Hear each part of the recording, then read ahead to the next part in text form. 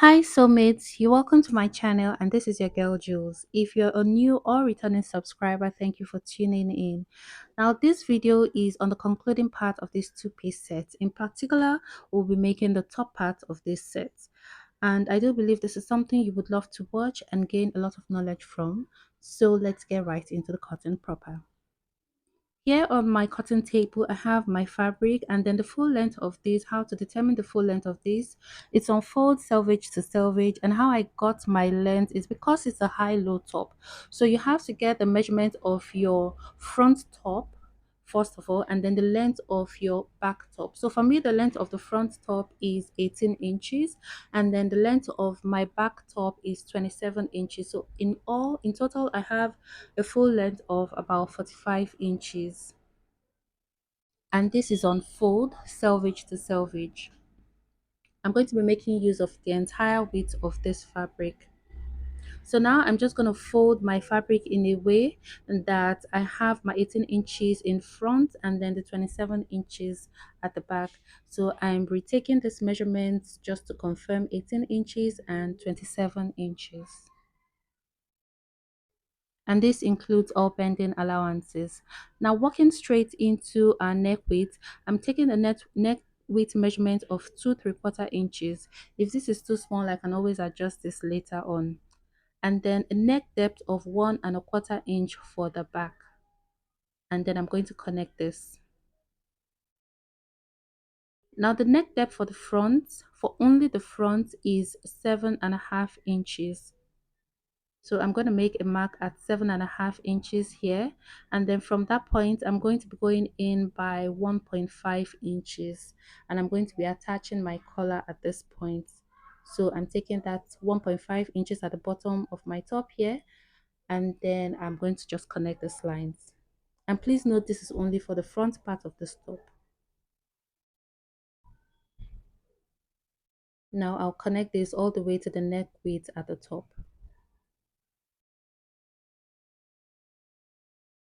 Now walking over onto the armhole, for my armhole depth, I'm coming down by 11 inches. It's actually 10 inches, but then I'll be using 1 inch as stitching allowance. I'm just going to extend this line. Now from this 1.5 inches mark that I came out by, I'm going to be making use of my hip measurement and not my bust measurement. So I'm taking 1/4 of my hip measurement because I want this top to be a little bit free. I don't want it to be fitted. So 1/4 of my hip measurements, which is what I'm marking here, and then I'm going to add 4 inches extra, and this includes ease and stitching allowance. You can actually do 3 inches if that's what you want. So the total of what I have all the way from the center front to the 4-inch allowance that I came out by is what I'm also going to be marking at the bottom of this top. So I think that's about 16 inches that I'm marking, and I'm just going to connect the line. And after connecting the line, I'm going to create my armhole curve right at this point. And this is pretty much it for the cutting of our blouse. I'm now going to proceed to cutting this out. So I'm cutting the front neckline first of all. I'm lifting the front and then cutting the V part of it for the front only. And then I'm also going to cut the sides. So I have this opened up here, and then you can see the high-low effect of it. This is the back, and then this is the front. Please don't forget to notch your center back, is important. Now, before we attach the collar, or before we even cut out our collar, we have to first of all measure what we have from the center back all the way to the full length of the top at the front. Okay, so I'm going to take that again. Just measure what you have from your center back curved all the way to the full length of the top at the back. So for me, what I have is about 22¼ inch, and this is on, to unfold is 22¼ inch. Opening it up will be 44½ inches. So the length of the band I'm going to be cutting will be more than 44½ inches. So here I have my band, and I'm just going to measure this out so that you can see. The full length of this is about 46.5 inches, which is just fine. And then it's on fold, and opening it up is 5 inches. I actually need 2 inches, so I'll use half of an inch to attach it to the main fabric. And then I advise that you fuse this with an interfacing so that it's stable. Now after fusing it, this is what I have. I'm now going to just take this aside. Now you place them right sides facing each other. And then I also iron this in a way that I have my crease line showing at the center because we'll be needing this. And then I'm going to notch the center back of this collar so that I can attach it properly to the center back of my main fabric. Now getting my main fabric, recollect that we came down by 7.5 inches at the front part here, but I think I'm going to correct it and come down half of an inch. So in total, that's going to be, I came down by 8 inches. Now I'm going to measure from this center back all the way to that 8 inches mark that I just made here. And I'm just taking that measurement, and you want to just, you have to like retake it a few times just to be sure. Okay, so I have 12.5 inches, and then I'm going to bring my collar, unfold right sides facing each other. From this top, I'm going to mark 12.5 inches.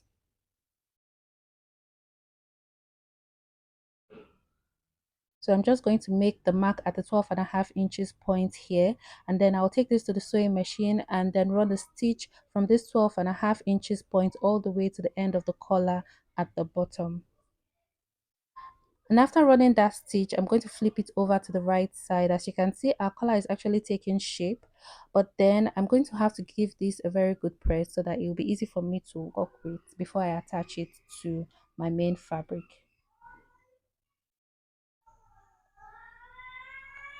Now this is what it looks like after giving it a good press, and then at this point I'm just not certain what part I want to attach to what part of the top. So I think I want to do a mix and match. So yeah, I'll be going with this. I think this looks great. So getting my pin, I'm now going to place right sides facing each other from the center back. And that's why it's important for you to make that notch at your center back and then the center back of your collar.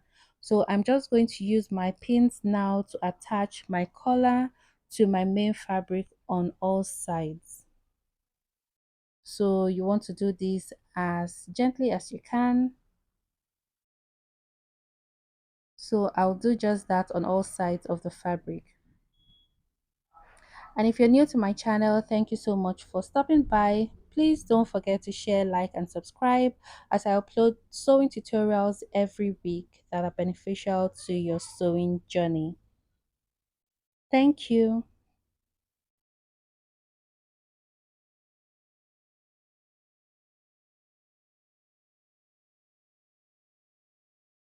Now I'm done holding this down together. As you can see, I'm now going to take it to my sewing machine, and on the wrong side I'm going to run a stitch holding both pieces together, and then I will hem the sleeve this way, this side and this side, and then I will trim off any excess on the collar here and then fold only the hem of the front side before I stitch the sides together.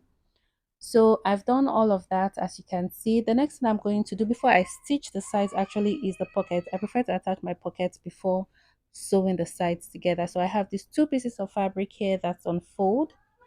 It's on fold, and the width of this is 7.5 inches, and then the length of this is 12.5 inches. Please note that this measurement is totally dependent on you, as you might want yours bigger or smaller.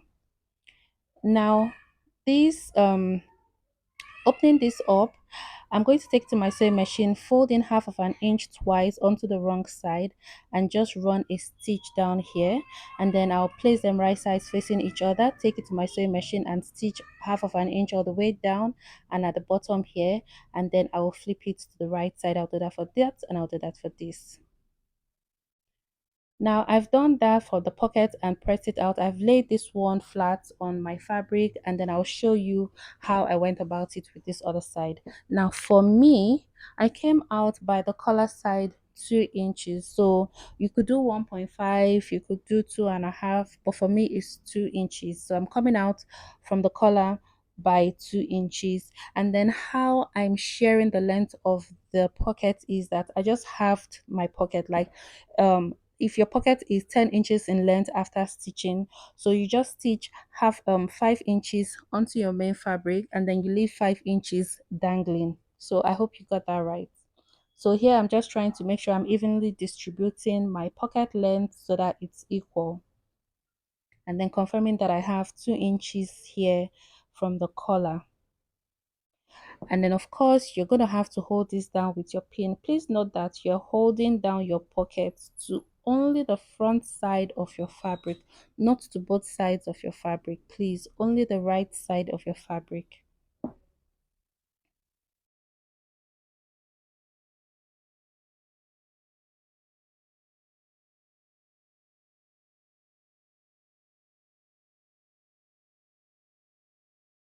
Now from here I'm going to take this to the sewing machine. And as you can see, this pocket has two sides that are dangling. There's one inside and of course the normal one outside. So I'm going to take this to my sewing machine, and then the one inside, I'm going to run a stitch to hold it down to the main fabric. Okay, just the one inside. Just take it to the sewing machine, run a stitch to the main fabric only, and then I'll run a stitch down here and run a stitch down here. I'll do that for both pockets, and then I'll sew the sides using my 1 inch allowance.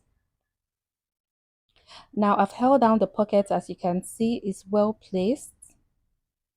And then I've sewn the, as you can see, this is the stitch I talked about. So the inside of the pocket is not dangling. So turning this out now to the wrong side, I used 1 inch for my side seam.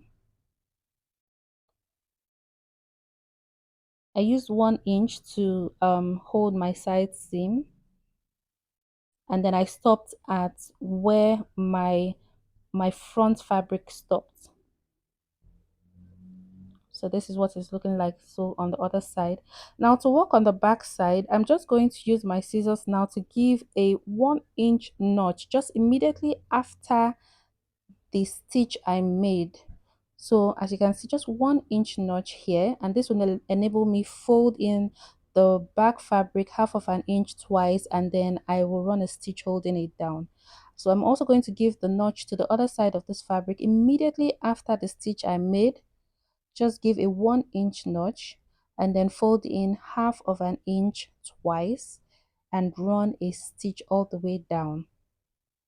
And then I will hem the bottom of this part of this top before I weave all the loose edges. And don't forget to notch your armhole so that it stays relaxed.